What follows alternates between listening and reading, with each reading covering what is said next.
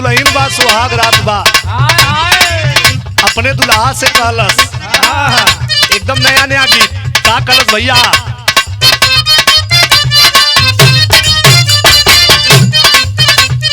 भले शादी को के लैला टच नहीं कर दे भले शादी करके लैला टच नहीं कर दे भले शादी करके लैला टच नहीं कर दे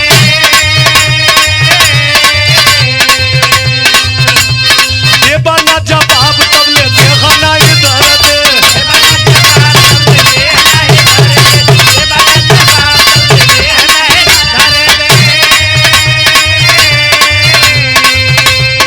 भले शादी को के लैला टच नहीं कर दे देबा ना जवाब तब ले देखा नहीं दर्द देबा ना जवाब तब ले देखा नहीं दर्द देबा ना जवाब तब ले देखा नहीं दर्द कितना दिल ले चलई बाप ई वारंटी लिख के दा कमर डैमेज नहीं करबा ई गारंटी लिख के दा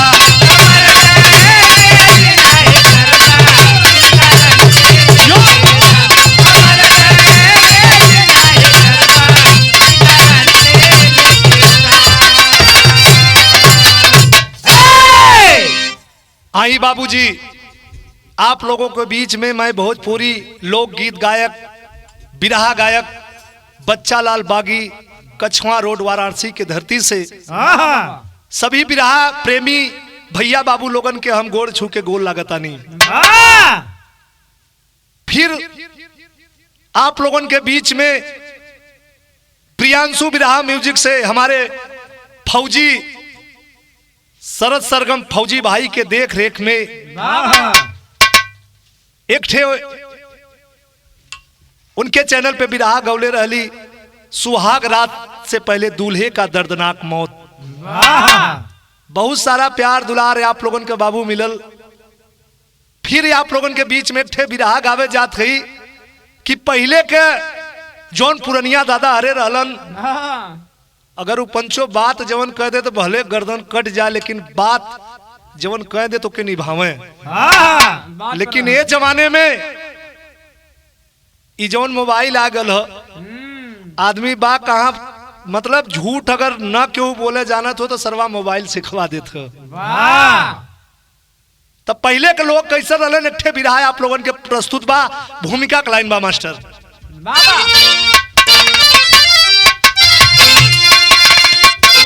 बात ही बात में बात बढ़ ही गई रहे खेल खेलते मैदान में पांडव से कौरव झगड़ने लगे दुष्टता जाग आई है शैतान में दुर्योधन गरज के कहा भीम से अरे तेरे बाप का तो पता ही नहीं फिर भी बनता है शादी मेरे सामने बात झूठी नहीं कह रहा हूँ सही।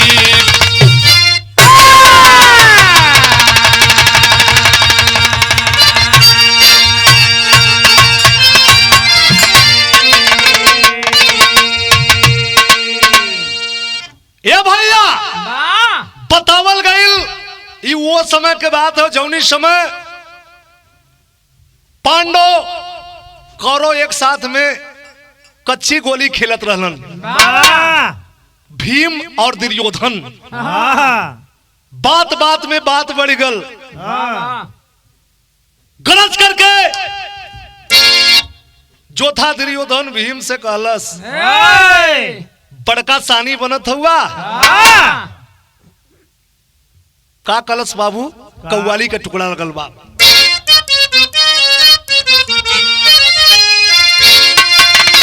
कोई आशिक है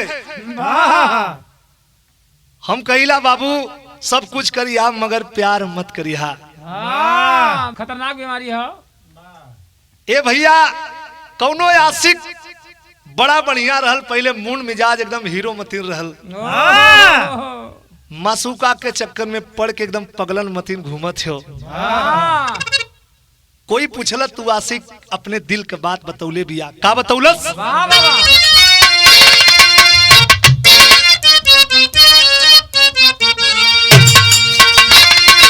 यकलस अरे दर बदर मुझी को दिल से,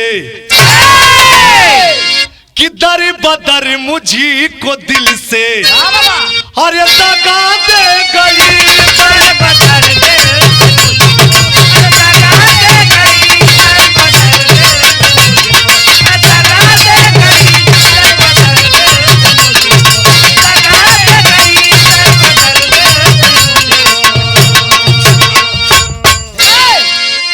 दर बदर मुझको दिल से दगा दे गई, दर बदर मुझको दिल से दगा दे गई, दर बदर मुझको दिल से दगा दे गई,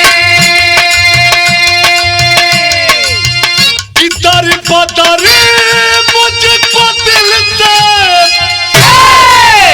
अरे दगा दी गई,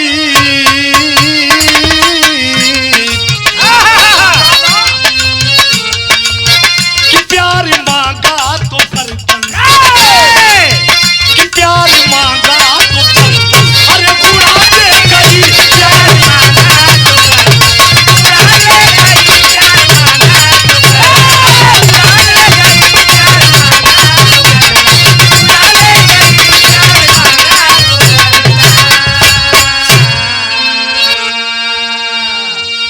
लेकिन ए बाबू बिरहा सुने वाले भैया बाबू लोग, दुर्योधन जवन रहल भीम से कलश की बड़का सानी बनत हुआ तो हमार बात सुना। का कल धीरज बाबू?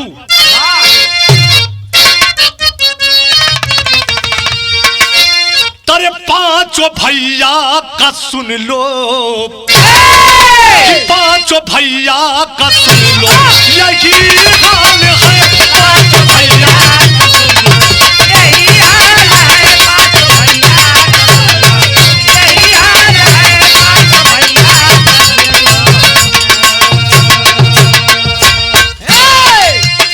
पांचों भैया का सुन लो, यही हाल है पांचों भैया का सुन लो, यही हाल है, पांचों भैया का सुन लो, यही हाल है, कि पांचों भैया का सुन लो, अरे यही हाल है,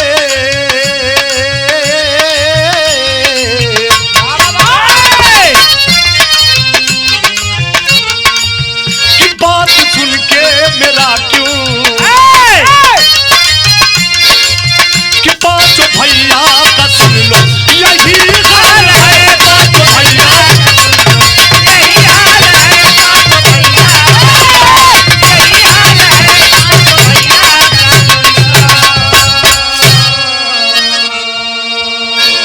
गरज करके भीम से दुर्योधन कलश की बड़का बनत हुआ।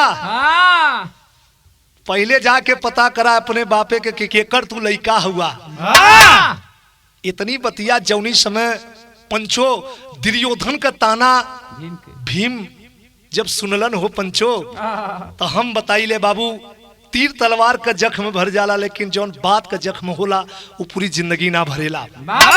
यही से नजम लगल मास्टर।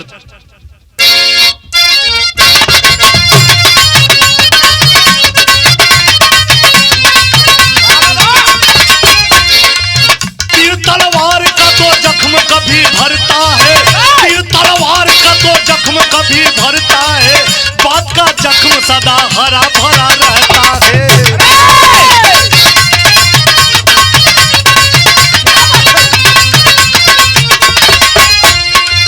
बात के बाण से दुर्योधन ने प्रहार किया, बात के बाण से दुर्योधन ने प्रहार किया, कलेजा भीम का तो छेद यार पार किया।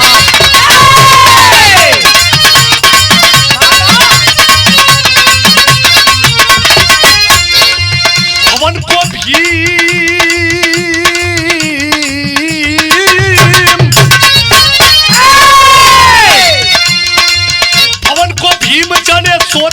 लाचारी में, पवन को भीम चले सोचते लाचारी में, जुआ के हारे जवन हाल बा जुआरी के।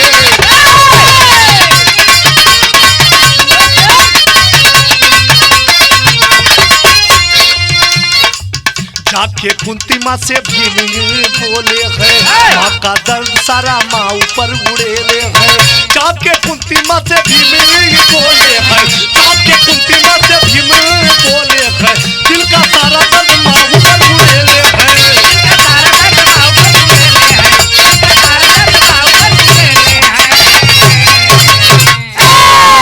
ए भैया पहले बात के समझ ला, बाबा तीर तलवार का मारल जख्म भर जाले हो पंचो, लेकिन बात ऐसन हम बताई ले पंचो, ये वाणी ऐसन होला।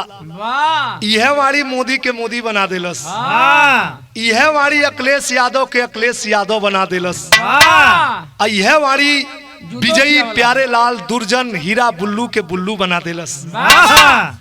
हम पंचो बताई ले कि जुबान में हड्डी ना रहेला, लेकिन पूरी हड्डी तोड़वा देला, कबो कबो लातो खिवा देला। तब बतावल गईल जैसे जुआ में हारल जुआरी एकदम लाचार होके भीम चलल हुवन, जा करके अपने माई से हाथ जोड़ के कलन करे, माँ अरे माँ। कुंती माई कलिन करे, बेटवा इतना लाचार हो के काहे बोलत हुआ, का बात हो। कहलन भीम कि माई आज हम गोली खेलत रहली, बात में हमके दुर्योधन ताना मल्लस, ताना मल्लस, हमरे बापे का नाम का हो महतारी हमके बता दा। इतनी बतिया जौनी समय कुंता माता सुनलिन, अपने आंखों में आंसू लेकर के एगो बात कहलिन। का कहलिन मास्टर, एक लाइन यहाँ गीत लगल बाप।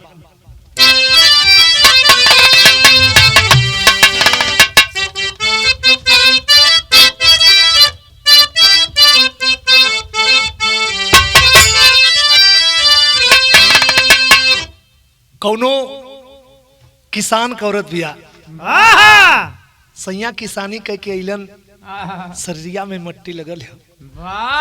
दुल्हन अपने किसान सजना से एगो बात कहलस, का कहलस, अरे ये राजा हो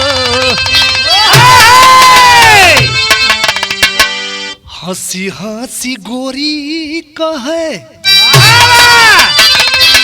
हंसी हंसी गोरी कहे माना सैया बतिया, हंसी हंसी गोरी कहे माना सैया बतिया, भारी ना तहलू के गढ़ा दा तीन पतिया।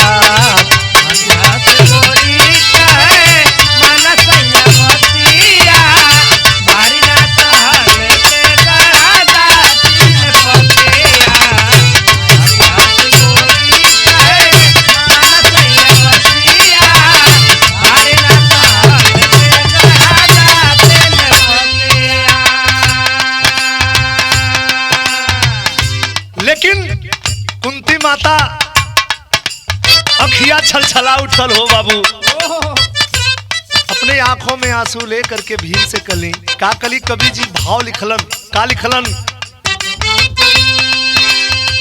अरे बेटा हो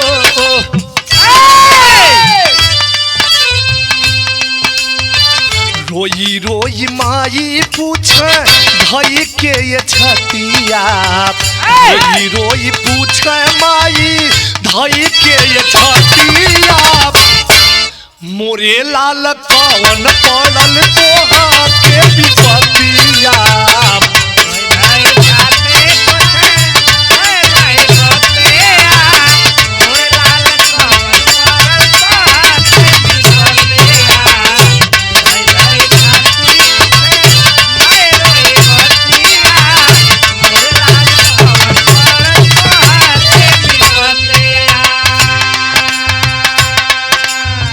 अरे बेटा ऐसन कवन भी बताए गल, आज काहे पूछत हुआ।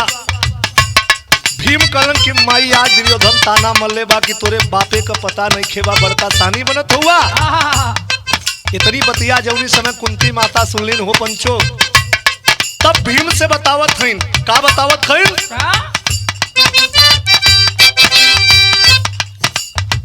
पांडु राजा नाम रहल,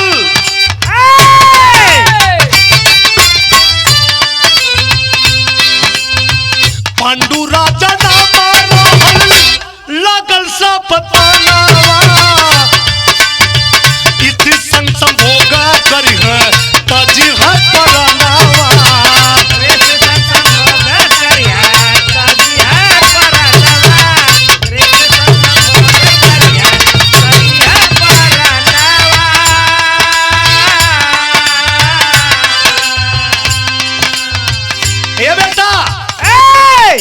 अपने बापे का नाम पूछत हुआ तो हम बतावत है तोरे बाबूजी का नाम पांडु राजा रहल।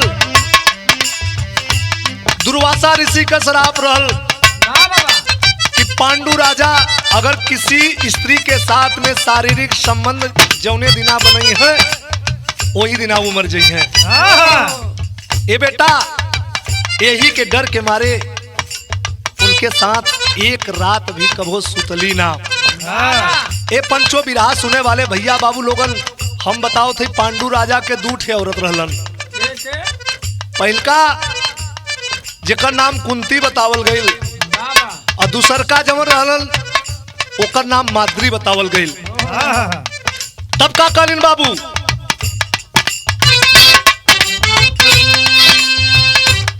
अरे सीनावा से लगा के ये पंचो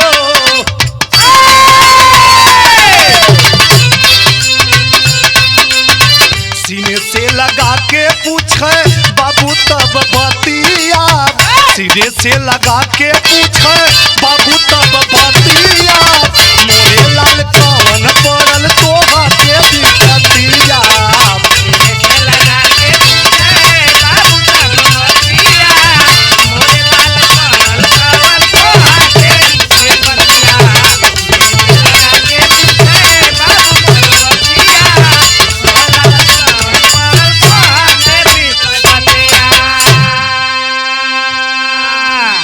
छतिया से लगा लेली हो पंचो भीम के कली। ये बेटा बाबा तोरे दूसर की महतारी का नाम माद्री रहल, लेकिन ये दोनों जने के साथ में तोहार बाबू पांडु कबो एको रात बितौलन ना।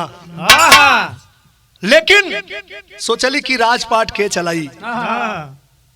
तब हम पवन देव के तपस्या कैली त तोहके बेटा भीम के अर्जुन के हमरे गुदिया में डाल दिलन। और तोहार जौन दूसर की महतारी रहली माद्री ऊ पवन इंद्रदेव का तपस्या कैली जैसे नकुल सहदेव पैदा भइलन।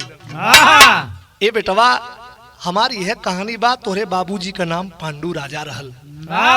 इतनी बतिया जौनी समय पंचो भीम सुनलन हो, अरे बाप रे बाप, कहाँ का खाना और कहाँ का पानी।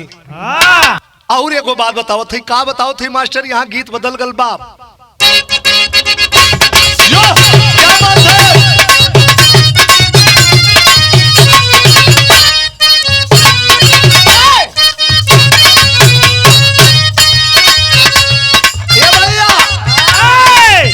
हमरे धीरज बाबू कभी कोनो जोड़ नहीं खेबा। दिल का बतावल गई वो गीत बजौलन, हम बताइला नवा 9 दिन सूरज भैया, नवा 9 दिन पुराना गीत बहुत पुराना हो, लेकिन एक लचक मिठाई आज भी वैसा एक बरकरार बा। कौनो कौनो लड़का बा कौनो लड़की से कल से जी का कलन भैया,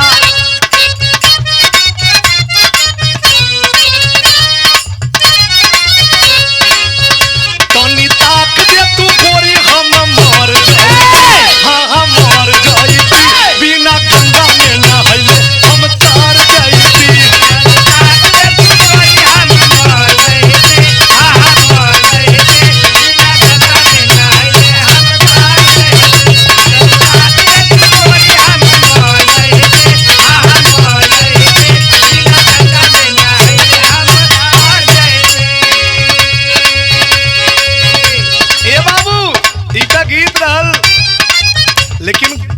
से बढ़िया कवि जी भाव लिखलन माता कुंता भीम से को बात बतावत हईन। का बतावत हईन? माता कुंता वेद भीम के बताए दे हली, वो बताए दे हली, हाथी डाकल को छसुई में फंसाए दे हली।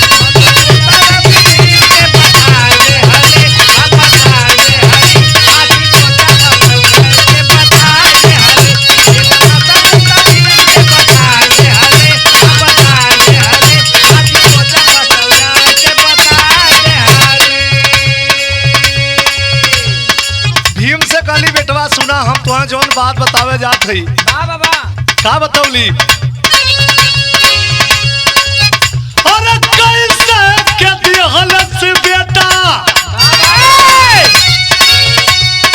अरे तनवा सुनाई तेरा टे भतारी ओकर कइले बाटे माई। काड़ल मुर्दा कुंता फिर से जियाए दे हली, वो जियाए दे हली, हाथी डाकल को छसुई में फंसाए दे हली।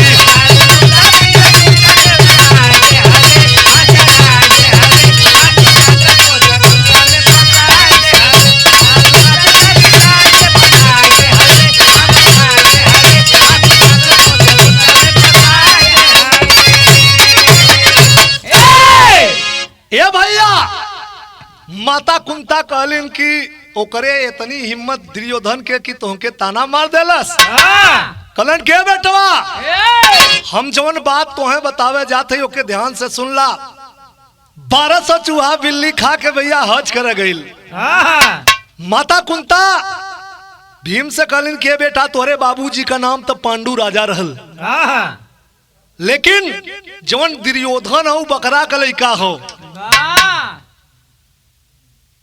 गंधारी का जौन बिया भलो बकरा से भलबा बकरा का लइका हो, जाके ओके बता दा। इतनी बतिया जौनी समय भीम सुनलन हो पंचो, कहाँ का खाना कहाँ का पानी, वही हाथे घोड़े दुर्योधन के पास पहुंचलन। आइगो बात कलन मास्टर यहाँ बिरहा शैली में भाव लिखे के पड़ल।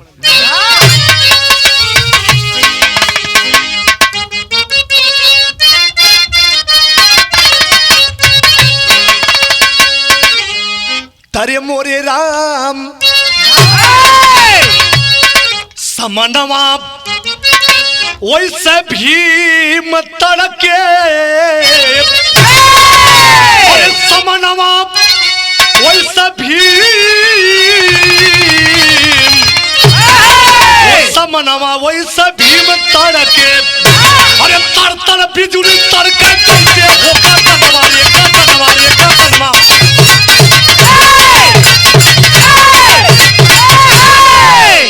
कहे भीम दुर्योधन से, कहे भीम दुर्योधन से गिदड़ आंख दिखाए बा, 1200 चूहा बिल्ली खा के तेरे पे आंख गड़ाए बा।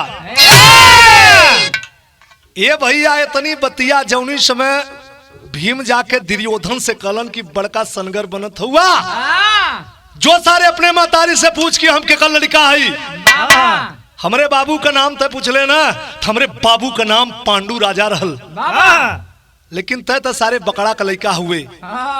ये भैया इतनी बतिया जौनी समय दुर्योधन सुनला सो पंचो, तो हम बताई ले पंचो पूरे महाभारत में दुर्योधन इतना सनगर आदमी कोई रहल ना।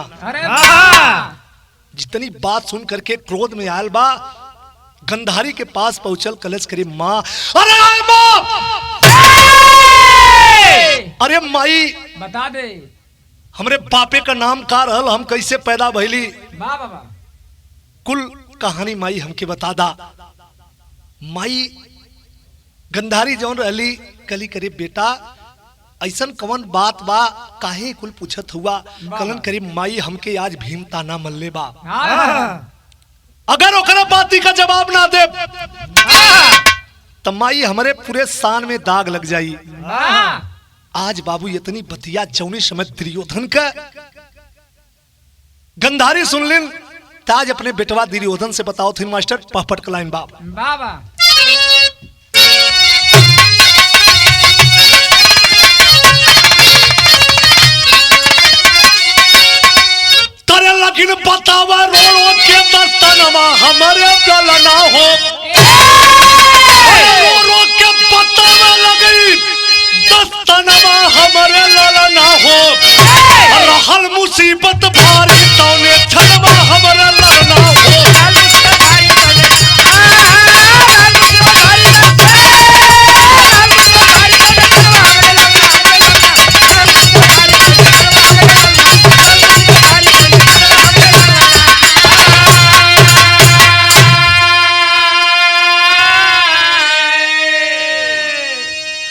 शादी होती 11 पति मुर्गैले स्वर्ग सिधारी हो।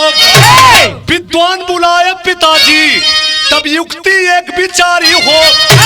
अरे बकरा से शादी करके अरे मिली चरणवा हमारे लाला ना हो। रहल मुसीबत बारी तौने छनवा हमारे लाला ना हो। गंधारी अपने बेटवा दुर्योधन के सारी बात बतौलिन। कहलिन कि बेटा जब हमार शादी हो पति आवे सुहाग रात मनावे रतिये के मर जाए। ऐसा ऐसा करके 11 पति हमार मर गईलन। तो गंधर्व नरेश जो राजा थे बड़े बड़े विद्वानन के बोलौलन। जब विद्वान पोथी पत्रा खोल के देखलन तो राजा से कलन करे राजन, अरे राजन तोरे बिटिया में दोष बा। एगो काम करा एकर शादी टोटका तल्लुक एगो बकरा से करवा दा। बरहवा पति जो कर रही जिंदा रही।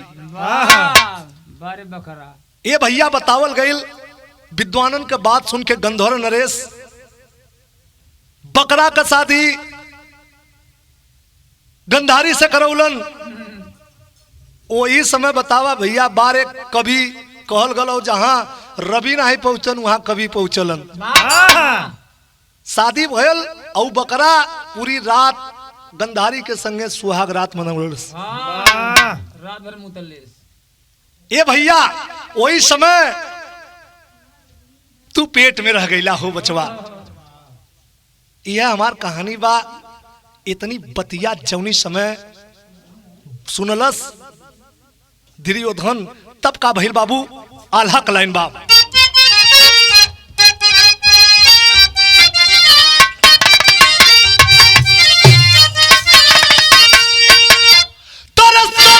के साथ में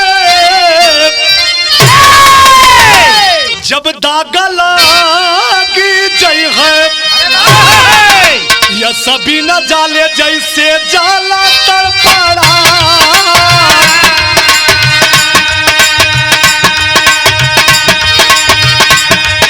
या सभी न जाले जैसे जाला तड़पड़ा।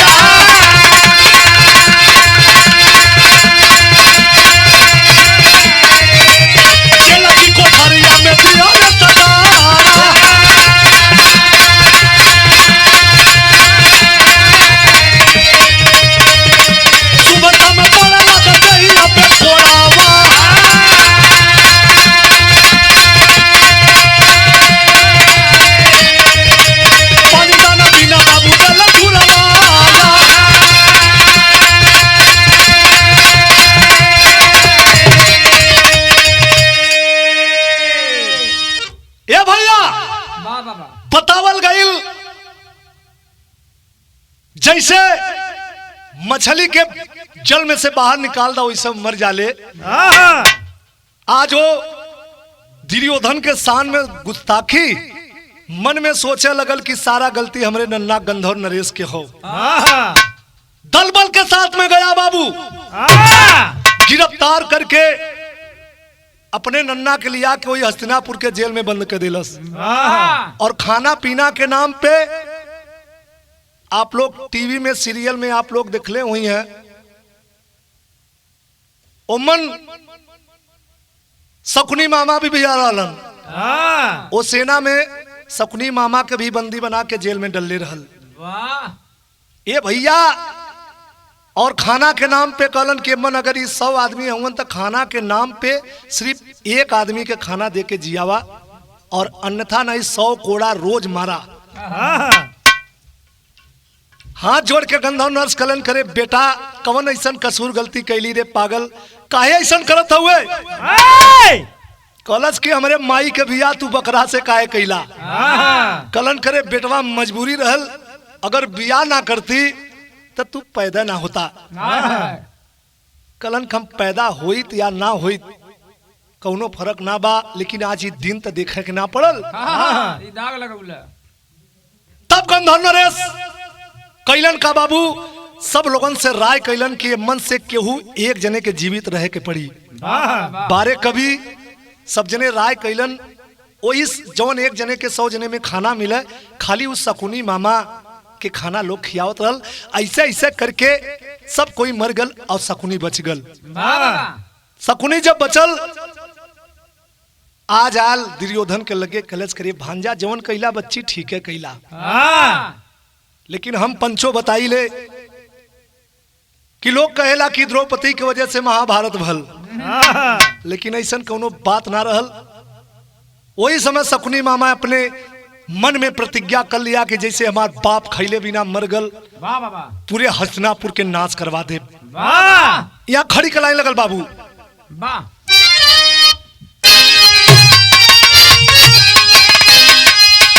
अरे चाल भोजन में, अरे चाल भोजन में नमवा खूब की नहीं है मम्मा,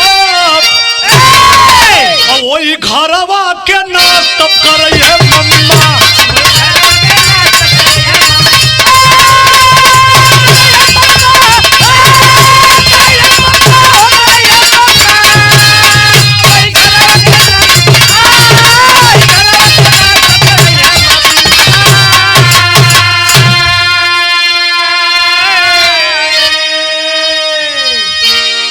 हंस के शकुनी मामा दुर्योधन के जाल में ये फंसाई हो, और कौरव और पांडव में तब दियालत युद्ध कराई हो। अरे चाल भोजन में नमवा खूब की नहीं है मम्मा,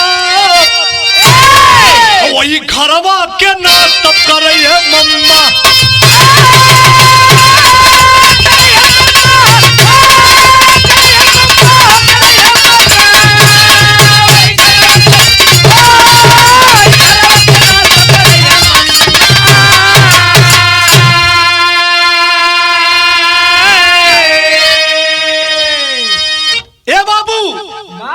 बतावल गई हंस के एकदम जाल में लेलस फसाए, एकदम कहे कि बहने जमन तू कैला कुल ठीक है कैला, दिमाग सारा लगौलस। ओकरे बाद आप लोग सीरियल में देखले होखबा, द्रौपदी तो एक बहाना थी पंचो कि बीच में के लिए आई पर पूरे कौरव कुल का नाश हुई। मन में तो सपना सजौले रहला, लास्ट में लोग देखला पूरे कौरव कुल का नाश हो गल। लास्ट में अपने बाप के वियोग में शकुनी भी मारल गल, क्योंकि भाई वो अपने भांजा दुर्योधन के संगे गद्दारी ना कैलस। यही से कहल गल हो मामन में गिनती होला हो भैया। कौन कौन? शकुनी मामा, कंस मामा और माहिल मामा, ये सब ऐसा मामा रहलन कि इतिहास में लोगन का नाम लिखल गल। लेकिन बिरहा बच्चा लाल बागी भैया आप लोगों के सामने प्रियांशु बिरहा म्यूजिक पे ही बिरहा आप लोगों के सुने के मिली। बिना हमार निवेदन रही आप लोगों से कि हमारे सरगम फौजी भाई जो देश की रक्षा करते हैं, वो जागते हैं तो पूरा हिंदुस्तान सोता है। अगर कोनो पर्दा का फिल्म के लोगन देखबा तो अगर 4 गुंडन के मारित कहबा कि सरवा खूब मल्लस, लेकिन बारे हिंदुस्तान का जवान रियल हीरो जो हैं हमारे फौजी भाई हैं। तो ये चैनल वो पैसे कमाने के लिए बाबू नहीं चला रहे हैं। इस चैनल से जो भी पैसा उनको मिलता है, किसी गरीब को, किसी बहन की शादी और कोई अनाथ बच्चा है, उनकी प्रण है कि मैं उसमें दान करूंगा। ऐसे ऐसे इंसान हैं बाबू। तो आप लोगों से बिना निवेदन रही, ज्यादा से ज्यादा चैनल के लाइक, सब्सक्राइब, कमेंट करके आप लोग जरूर बतावें कि बिरहा कैसन लगल। विराह हमार समात बा। लास्ट में गुरु घाने के परिचय।